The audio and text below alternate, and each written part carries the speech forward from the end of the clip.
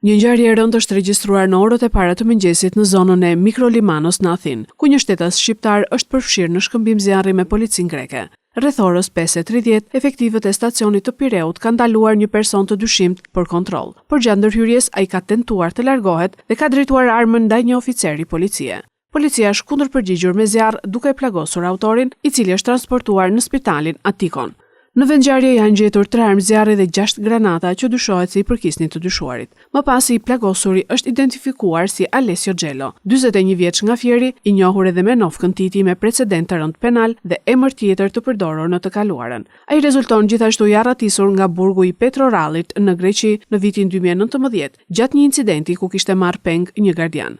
Sipas të dhënave, ai ka qenë më parë i përfshirë në një sër veprash të rënda penale dhe ndodhej në burg, i dënuar me burgim të përjetshëm për vrasjen e një greku dhe i përfshirë në 8 shkëmbime zjarri me policinë në Greqi, si dhe në dhunimin e gruas së një diplomati të huaj gjatë grabitjes së shtëpisë së tyre dhe në rrëmbimin e një të riu që e liroi pasi mori shumë para nga familja e tij. Pas arratisjes, ai ishte rikthyer në Shqipëri dhe ishte arrestuar në Vlorë në vitin 2019. Drejtësia greke dërgoi dosjen e tij në Shqipëri dhe gjykata vendosi ndaj tij masën arrest shtëpie për akuzat trafikimi i armëve dhe municionit luftarak, largimit të burgosurit nga vendi i qëndrimit, rrëmbimi ose mbajtja penge personit dhe vrasja e punojësve të policisë së shtetit e mbetur në tentativë. Këtë mas ai e kryente në banesën e tij në mbikëqyrjen e FNSH-s. Autoritetet greke po vijojnë hetimet për zbardhjen e plotë të ngjarjes dhe për origjinën e arsenalit të armëve të gjetur në vendin e ngjarjes.